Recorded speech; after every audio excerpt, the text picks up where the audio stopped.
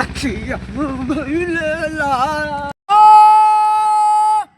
बैजू और के बेईमान बैजू और के छीनार बटुआ मेरे गयो खुलिया बैजू और के छीनार जिंदा सुतई हो बोल हमारी आवाज रिकॉर्ड होना चाहिए।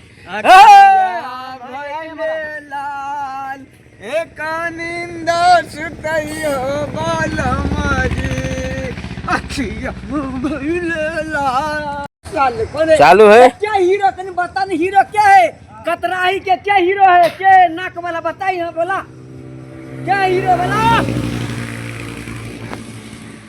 चोरो को एक